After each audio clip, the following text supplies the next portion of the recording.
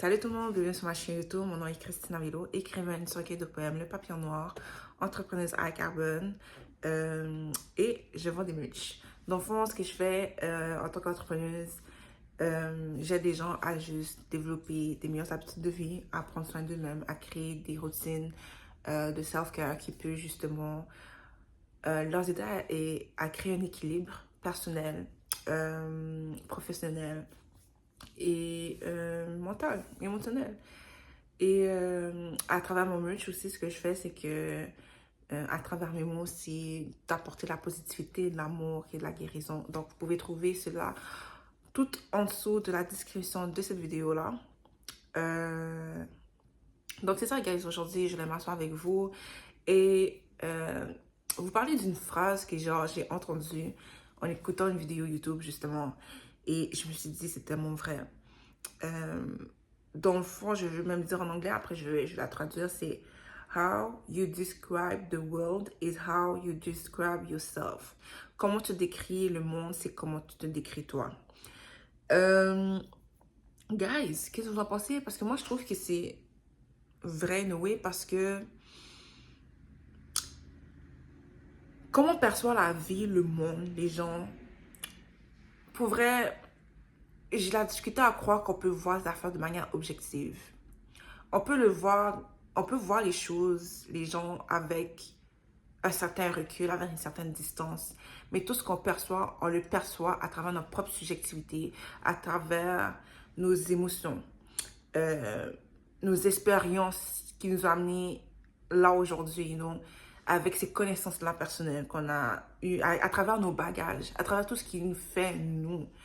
Donc, c'est difficile.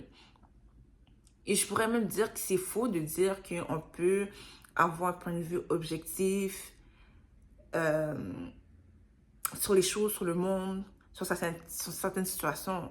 Je pense que ce qui est plus vrai, ce qui est plus vrai de dire, ça serait que on peut avoir un regard extérieur, tu comprends, un regard détaché vers une situation, une personne, ce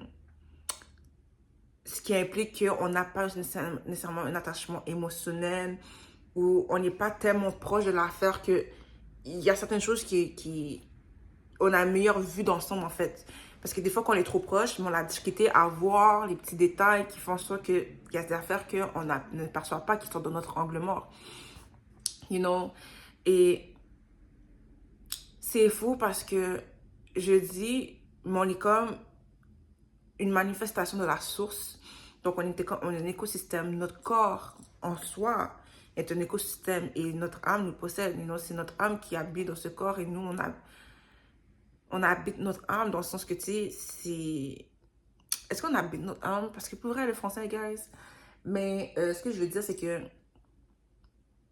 dans ce corps humain-là, nous sommes là pour exécuter les souhaits de l'âme, concrétiser les souhaits de son âme, se dévouer à son âme. C'est ça le but.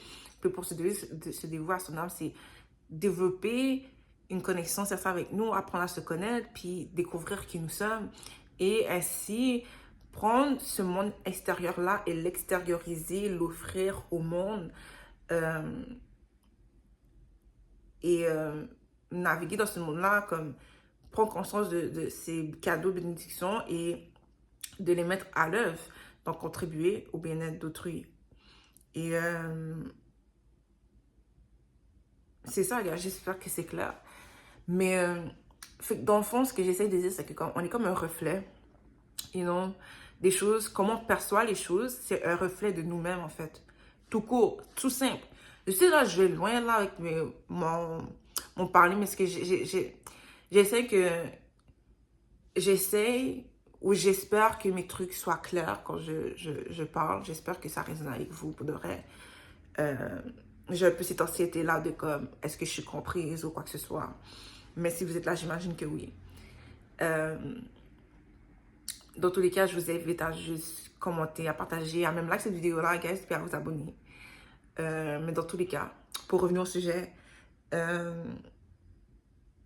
comment on perçoit les choses est un reflet de nous-mêmes. Et même que quand on fait du travail sur nous-mêmes, quand on fait du shadow work, Ça veut dire que quand on fait face à des choses qu'on a suppréciées, qu'on cache ou qu'on juge qui n'est pas digne d'être montré, à un certain point, on est capable de se voir en toute chose et en toute personne. Mais c'est tout aussi important d'avoir justement, d'avoir un certain détachement, un certain recul, distance, séparation avec certaines choses, avec certaines personnes, avec certaines situations, guys. Parce que ce qui peut arriver, c'est que on peut se faire manipuler émotionnellement et mentalement et c'est ça qui peut nous nourrir. Mais quand j'entends cette phrase-là, que la manière dont on décrit le monde, c'est la manière dont on se décrit nous-mêmes, ça démontre à quel point, quel genre de relation que tu as avec toi-même, ou du moins, comment tu te perçois pour de vrai profondément par rapport à toi-même. Et comment tu te vois par rapport à toi-même profondément, malgré que peut-être tu vis des affaires, puis ta perception de toi-même peut-être négative ou que c'est dur pour toi juste d'être dans l'optimiste. Tu comprends? Peut-être que tu penches plus vers le pessimiste et tout. Mais quand j'ai entendu ces phrases-là, guys, personnellement, j'étais soulagée. Je ne peux pas faire autrement de croire aux gens, de voir le bon aux gens. Mais j'apprends à développer mon discernement. Parce que, et quand je dis à développer mon discernement, c'est de comme, tu sais quoi, même si je vois la bonté, le bon en quelqu'un, que je vois le potentiel d'une personne, je dois voir qu'est-ce que ces personnes-là me montrent d'elles. Je dois accepter ce qui est devant moi.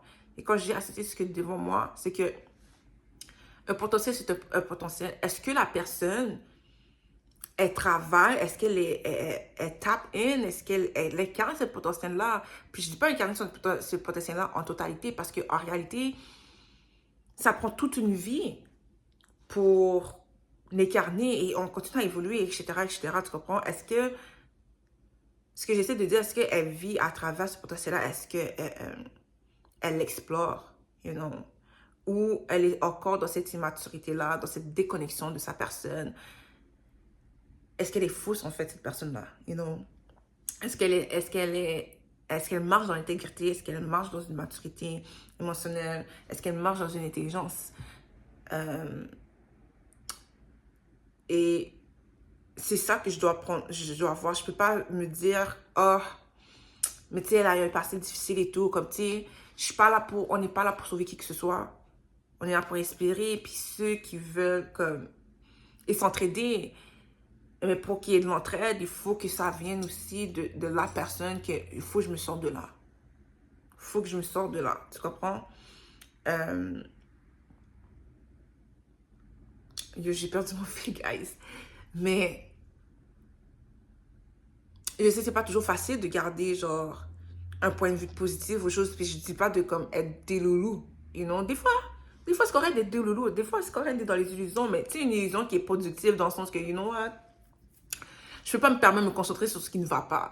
Il faut que je continue à marcher. Fait que pour marcher, il faut que je choisisse l'optimisme. Je dis, oh, par exemple, aujourd'hui, mon gars, il n'y a rien qui marche. Ok, il n'y a rien qui marche. Je suis arrivé en retard au travail ou à l'école. What tu as vu, j'ai pas pu. What tu as vu. Peu importe ce qui arrive. Mais je décide que mentalement, émotionnellement, je suis correct. Genre, I'm above that. Genre, je suis en haut de ça. Je peux pas laisser, comment dire, dicter ce qui se passe à l'extérieur de moi, avoir une influence, un impact à l'intérieur. Puis je dis pas de pas ressentir, je dis pas de comme, oh non, je peux pas me permettre de ressentir la tristesse. Tout ce que je veux dire, c'est que faut pas se laisser noyer. Comme, oui, ça peut nous percuter, mais faut pas qu'on se laisse déséquilibrer par ça. You know? Des fois, c'est tellement fort que yo, on a besoin de prendre une pause et se récalibrer, tu comprends? Puis c'est correct. Il faut le faire parce que ça sert à rien de marcher, puis quand tu marches, tu boites là. Comme non, non, non. Prends le temps, c'est correct de te reposer et prendre le temps de te régénérer. Mais ce que je veux dire quand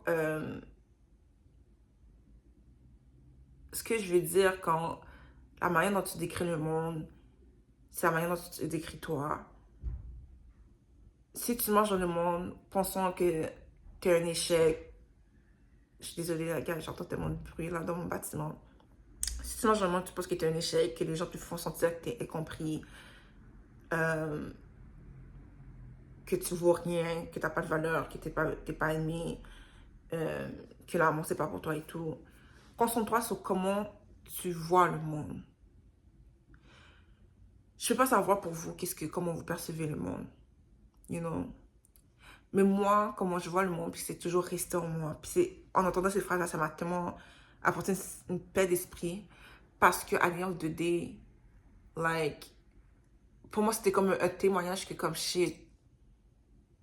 j'ai vraiment une force intérieure. Je suis vraiment une bénédiction pour moi. Je suis vraiment un cadeau pour moi. Puis il y a toujours place pour le changement si jamais c'est pas le cas pour vous. Et non, toujours place pour la transformation, toujours place pour renverser l'affaire. Et de reconstruire votre perception des choses. Parce que pour de vrai, dans ce monde-là, dans le monde dont on marche, c'est pour ça que je parle de protéger sa personne, c'est de préserver votre sensibilité, préserver votre humanité. Coûte que coûte. Parce qu'ils vont tout faire pour vous l'enlever. Ils vont tout faire pour enlever votre courage, votre force, votre sensibilité, votre vulnérabilité. Ils vont tout faire pour vous faire sortir honte, you know. Mais sincèrement, quand j'ai entendu cette phrase-là, je me suis rappelé comment moi je vois le monde. Puis je vois le monde comme une grandeur, you know. Il y a tellement, la présence de l'amour est là, you know. Et le monde est rempli d'opportunités. Et je suis tellement inspirée comme la vie, c'est tellement, man, c'est tellement une puissance, c'est une puissance, c'est, je veux puiser en elle, je veux être elle, je veux comme me fusionner à elle, tu comprends? Et ultimement, puis si je retourne à l'enfant que j'étais, je me voyais vraiment, j'étais fière de la personne que j'étais, je savais qui j'étais, comme intuitivement, j'étais comme, I am that woman, je suis une grande fille, une grande femme. Je disais comme un jour je deviendrais une grande femme, tu comprends, comme j'avais pas nécessairement une idée comme si, c'était même pas une question, qu'est-ce que je vais faire dans la vie, c'est une question, le caractère de ma personne, you know, et que j'allais marcher dans ce monde-là, puis inspirer parce que le monde est une inspiration. Fait que là, quand je vois ça, j'ai dit, ok, c'est vrai que je me perçois comme ça. C'est vrai que je me perçois comme une personne qui est genre quelqu'un de curieuse, qui veut découvrir de nouvelles affaires. J'aime ça découvrir, j'aime ça apprendre. J'aime ça me sentir inspirée. Et j'aime ça me connecter aux gens parce que les gens m'inspirent en étant eux-mêmes, you know. Et que juste être dans l'amour, la connexion, ressentir, that's me. Il n'y a rien, ni personne qui m'a enlevé ça. À moins que je leur donne le pouvoir de le faire. You know? Et si vous suivez bien mes vidéos, ou bien ça fait un petit moment que vous êtes sur ma chaîne et tout, j'ai vécu là, ça fait traumatisant où on me faisait sentir honte, puis ça a passé longtemps pour qui je suis, parce que ces gens-là n'ont pas su recevoir l'amour que je donnais. Pourtant, je suis une rareté, you know, parce que c'est trop facile d'être quelqu'un de malhonnête, c'est trop facile d'être dans la superficialité. Puis, malheureusement, à mon plus grand désarroi, c'est de réaliser que la majorité des gens sont peu profonds, puis sont peu honnêtes, comme, c'est pas la norme. C'est pas la norme d'être moi, c'est pas la norme de percevoir le monde comme je le perçois. Mais c'est mon cadeau. C'est mon cadeau, you know. Et je pense que lorsqu'on prend conscience de la manière dont on perçoit le monde, c'est plus facile maintenant de s'asseoir avec nous-mêmes et de réfléchir, ok, si je pense comme ça par rapport au monde, comment je pense de moi-même, qu'est-ce que je pense de moi-même, comment je me perçois moi-même. Et puis je pense que c'est comme un bon début d'avoir un certain dialogue avec nous-mêmes. You know, si par exemple, tu as une perception qui est vraiment négative de toi, tu as vraiment la difficulté de percevoir tes forces, you know, puis que quand tu vois tes faiblesses, tu les méprises. Le but de nos faiblesses, c'est pas de les mépriser. C'est de se dire, ok, comment je peux développer cette faiblesse-là en force? Comment ma faiblesse peut devenir une force dans une circonstance différente? Parce que, guys, je vous le dis, si c'était quelqu'un, par exemple, je vais donner un exemple banal. tu peux dire la vérité, même si c'est malaisant, tu as ce pouvoir-là de dire la vérité, ta parole est ta force. Mais tu dois aussi apprendre à comprendre que ton silence aussi est une arme. Il faut que tu apprennes, par moment, il y a certaines situations qui te demandent d'être silencieux.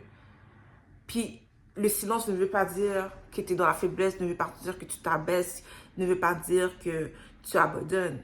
Des fois, il faut savoir juste quand parler et quand ne pas parler. Parce que même dans le silence, tu dis beaucoup. Même le silence fait du bruit. Donc, c'est ça. Quand vous vous posez la question, comment vous percevez le monde, posez-vous la question, comment vous vous percevez vous-même. Parce que comment vous percevez le monde vous dit la position, la posture que vous avez par rapport à vous-même. Profondément. Comme de manière authentique. Vous ne pouvez pas faire ça. Comme ça vous met un miroir dans votre face. Parce que je vous dis, on est un reflet. On est là pour apprendre des autres. Et c'est pour ça qu'il y a des gens qui sont enragés sur nous. Parce qu'on agit comme miroir. Puis le problème, c'est que... Pas le problème, mais c'est que ce qui arrive dans ce temps-là, c'est que ça passe ou ça casse. Parce que quand tu reflètes, il y a deux choses qui se passent. Soit on se laisse inspirer, soit on est dans la reconnaissance. Quand on est inspiré, on est dans une reconnaissance. Puis on se sent boosté pour poursuivre le chemin qui nous appelle à être nous-mêmes. Mais dans le cas contraire, c'est que si tu fais les choses par rapport à toi-même, si tu ignores les choses par rapport à toi-même, puis que tu es comme dans cette non-authenticité-là, tu vas projeter sur cette personne-là. Tu vas être dans cette négativité-là, ou la comparaison, si tu montres une certaine maturité et tout, tu vas être dans la comparaison et malheureusement, tu peux tomber dans la haine, dans l'envie par rapport à une personne, alors que tu sais, parce qu'elle t'a reflété tes propres manques, des manques que tu n'oses pas affronter. Parce que c'est trop difficile, ou tu es trop dans la culpabilité, tu es trop dans cette mentalité-là de victime. Et malheureusement, quand tu es dans une mentalité de victime, tu te mets dans une position où que tu subis. Donc, c'est comme si tu te mets dans une attente que les gens vont toujours te percuter, puis ça va toujours être comme ça, puis tu n'as rien à faire, comme tu te mets dans une position de puissance. Guys, on peut être victime de certaines affaires. Mais ce n'est pas une raison pour se sentir comme une victime. Parce que du moment qu'on se sent comme une victime, on se met dans une position d'impuissance, guys. On se met dans une position où on s'abandonne. OK?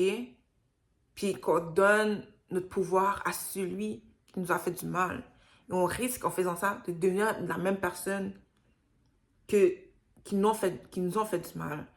Parce qu'on n'est pas dans cette productivité-là, dans cette action-là de se sauver, de se guérir, d'être présent pour nous. De dire, tu sais quoi, yo, c'était fucked up ce que j'ai vécu. C'est comme je ne méritais pas ça. C'est à la place d'utiliser notre colère pour s'élever, pour se sortir de ce traumatisme-là, pour faire les démarches nécessaires pour se battre, pour cette reconnexion-là à notre humanité, cette reconnexion-là avec notre corps, à s'enraciner, à se retrouver. Bon, on reste dans ce nuage-là, dans ce néant-là, dans ce mal-être-là qui fait que plus le temps passe, plus on se renferme sur nous-mêmes, plus on se durcit, plus on se perd, puis on risque de perpétuer là, ce cycle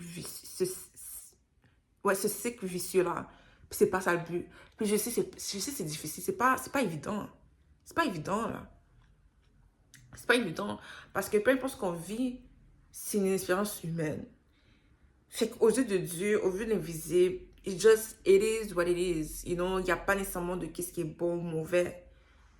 L'ego, par exemple, lui, il va vraiment compartiliser les affaires et tout. Mais malgré dans la négativité qu'on ressent, on doit se donner une grâce.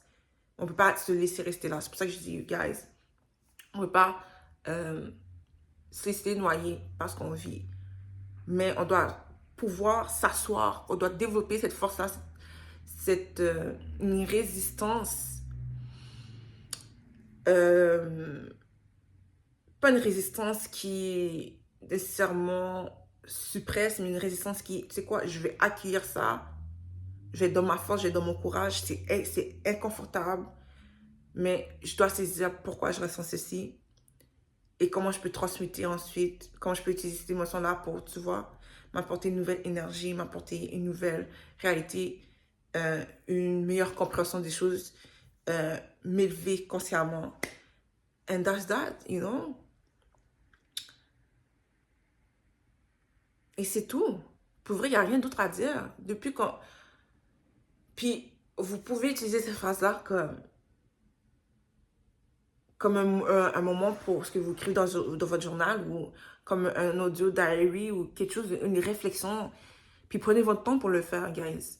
Parce que ça peut être triggering. Peut-être que ça va vous pousser à refléter sur certains souvenirs que vous avez enfuis. Et il y a des émotions qui vont émerger de ça. Et la colère, souvent, elle vient de là. Mais la colère, je vous dis, guys, elle est là pour vous montrer que, yo, la colère, c'est un amour, un cœur qui a été brisé. La colère vous montre que vous avez aimé. La colère vous montre que vous aimez et que vous avez du respect pour vous. Fait que la colère, elle est là pour vous indiquer que c'était intolérable pour vous. C'était intolérable pour vous, ça vous indique une limite qui a été franchise. Donc, ça vous indique votre limite. Donc, la prochaine fois qu'il y a quelque chose qui arrive ou qu'une personne essaie d'atteindre cette limite-là, vous avez acquis une force pour dire non, je n'accepte pas ça. Une force pour dire, tu sais quoi, je ne vais pas laisser ça m'atteindre. Et non, c'est... La colère vous montre votre amour pour vous-même. Vous montre, vous donne même la force de vous protéger, de protéger votre cœur. You know? Puis, je ne dis pas de protéger votre cœur dans une toxicité, guys, en vous enfermant au monde.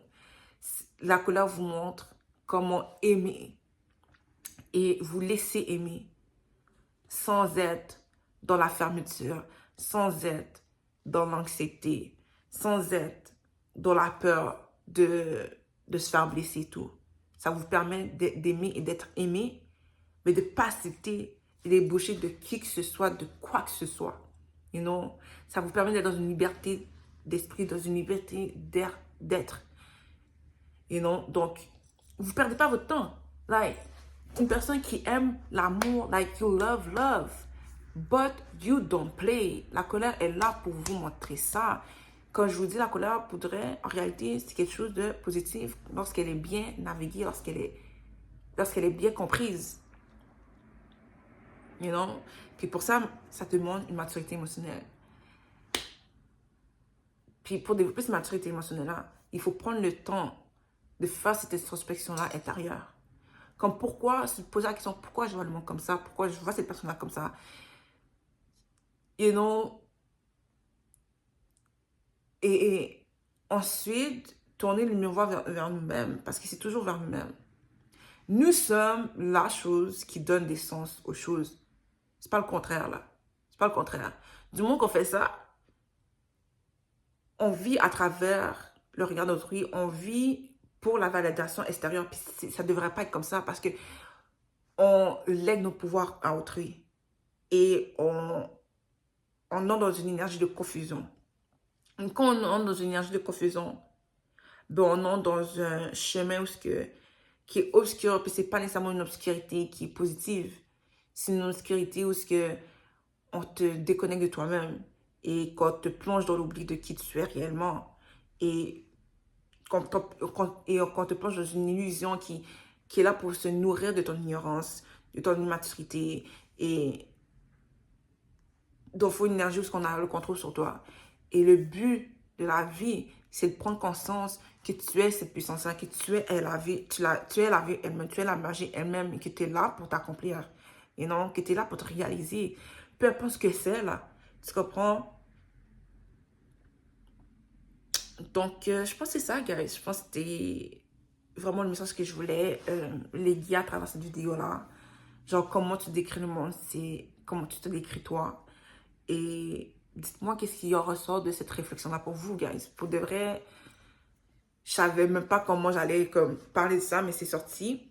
Et je suis vraiment heureuse. J'espère que ça vous a inspiré. J'espère que ça vous a apporté de la guérison, de la validation, de la confirmation, de la libération.